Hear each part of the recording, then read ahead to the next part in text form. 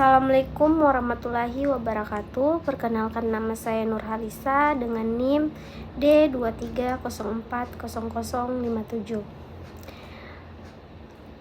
Saya membuat video ini untuk memenuhi tugas mata kuliah metodologi pendidikan, yang mana dosen pengampunya yaitu Bapak Hairul Umma BK, SPD, MPD.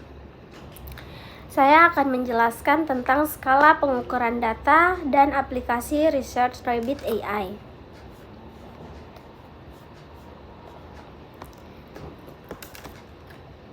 Pengertian skala pengukuran data adalah sistem atau metode yang digunakan untuk mengklasifikasikan dan mengatur variabel dalam suatu penelitian atau eksperimen.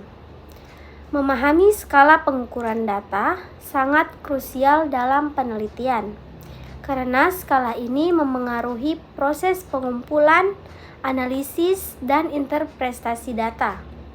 Secara umum, skala pengukuran berfungsi sebagai landasan yang membentuk struktur data, memastikan bahwa hasil penelitian dapat dijadikan acuan untuk membuat keputusan atau kesimpulan yang sahih.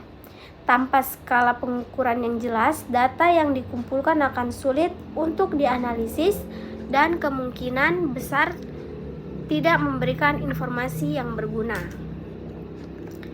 Pemanfaatan skala pengukuran dalam penelitian memungkinkan peneliti untuk menentukan cara yang tepat dalam proses data. Dengan kata lain, skala pengukuran tidak hanya mengatur cara pengumpulan data, tetapi juga menentukan metode analisis yang akan ditetapkan.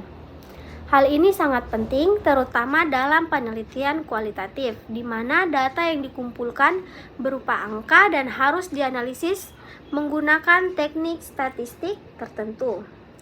Skala pengukuran juga berfungsi sebagai dasar untuk membedakan berbagai jenis data. Data yang diperoleh dalam suatu penelitian dapat berupa data kualitatif atau kuantitatif, dan masing-masing jenis data ini memerlukan pendekatan pengukuran yang tinggi. Sebagai contoh, untuk mengukur data kualitatif seperti kategori atau kelas, digunakan skala pengukuran nominal. Sementara itu, untuk data kualitatif yang melibatkan angka atau nilai yang dapat dihitung dan dianalisis secara matematis, skala pengukuran seperti ordinal, internal, atau rasio lebih sesuai digunakan. Hal yang perlu diingat bahwa skala pengukuran yang dipilih dalam suatu penelitian sangat memengaruhi validitas dan reliabilitas data yang dikumpulkan. Pemilihan skala yang tepat akan memastikan bahwa data yang diperoleh secara akurat menggambarkan apa yang ingin diukur, dan hasil analisis dari suatu data tersebut akan lebih dapat dipercaya. Jika skala yang digunakan tidak sesuai, maka analisis data bisa menjadi kurang akurat atau bahkan menyesatkan. Contohnya dalam penelitian yang mengukur kepuasan pelanggan dengan menggunakan skala nominal, data yang diperoleh mungkin tidak memberikan wawasan yang mendalam mengenai tingkat kepuasan pelanggan tersebut. Sebaliknya, penggunaan skala ordinal atau interval mungkin lebih tepat untuk mengukur jumlah mana tingkat kepuasan yang dirasakan oleh pelanggan. Selain itu, pemilihan skala pengukuran yang tepat memungkinkan peneliti untuk menyajikan data dalam format yang lebih mudah dimengerti dan digunakan oleh audiens penelitian, baik dalam bentuk tabel, grafik, atau analisis statistik. Tanpa skala pengukuran yang sesuai, hasil penelitian dapat menjadi sulit dipahami dan diinterpretasikan oleh pihak lain yang tertarik dengan temuan tersebut. Oleh karena itu, memahami berbagai jenis skala pengukuran dan cara penerapannya adalah keterampilan penting bagi peneliti dalam menghasilkan hasil penelitian yang valid, reliable, dan bermanfaat.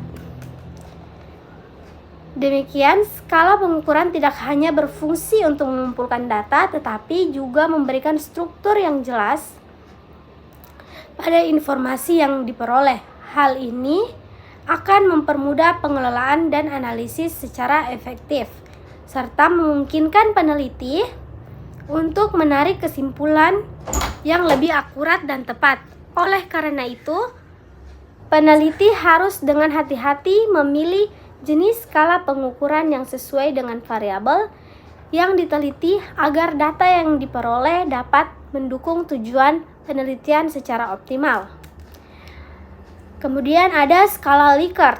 Skala Likert merupakan salah satu metode pengukuran yang paling sering digunakan untuk mengukur sikap, pendapat, atau persepsi seseorang terhadap suatu pernyataan atau isu tertentu.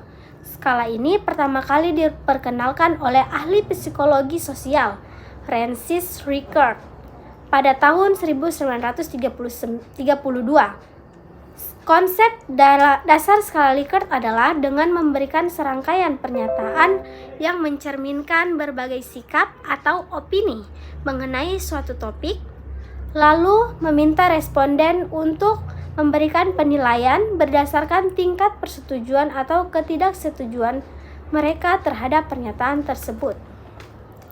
Skala Likert terdiri dari beberapa pilihan jawaban yang menggambarkan tingkat persetujuan atau ketidaksetujuan terhadap suatu pertanyaan. Umumnya, skala ini memiliki 5 pilihan jawaban, mulai dari sangat setuju hingga sangat tidak setuju. Meskipun ada juga variasi yang menggunakan lebih banyak pilihan, seperti 7 atau 9 tingkat persetujuan. Dalam beberapa kasus, responden juga dapat diberikan pilihan jawaban yang lebih rinci, seperti setuju sedikit atau tidak setuju sedikit, untuk menggambarkan lebih detail tingkat persetujuan mereka. Tujuan utama dari skala Likert adalah untuk mengukur intensitas sikap atau opini terhadap suatu topik atau pernyataan. Dengan demikian, peneliti tidak hanya dapat mengetahui apakah seseorang setuju atau tidak dengan suatu pernyataan, tetapi juga sejauh mana ketakutan pendapat atau sikap mereka terhadap hal tersebut. Hal ini menjadikan skala Likert sebagai alat yang sangat berguna dalam penelitian sosial, psikologi, dan bahkan dalam penelitian pemasaran untuk memahami opini atau sikap masyarakat terhadap produk, layanan, atau kebijakan tertentu. Kemudian saya akan menjelaskan tentang aplikasi Research Rabbit AI. Langkah-langkahnya itu, yang pertama kita daftar atau login, buat akun dan login ke aplikasi Research Rabbit AI. Yang kedua, masukkan topik atau kata kunci, tentukan topik atau kata kunci peneliti yang ingin dicari. Yang ketiga itu, sesuaikan preferensi pencarian atau pilih jenis literatur, periode waktu, atau database yang diinginkan. Yang keempat itu, mulai pencarian. Klik tombol pencarian untuk mendapatkan rekomendasi literatur relevan. Yang kelima, evaluasi dan pilih literatur. Tujuan artikel yang ditemukan, baca abstrak, dan pilih yang relevan. Yang keenam, simpan dan organisir. Simpan artikel ke dalam koleksi dan folder pribadi untuk referensi lebih lanjut. Yang ketujuh, dapatkan rekomendasi tambahan. Gunakan rekomendasi literatur tambahan yang diberikan oleh aplikasi. Yang kedelapan, ikuti pembaruan atau atur notifikasi untuk mendapatkan literatur terbaru terkait topik penelitian.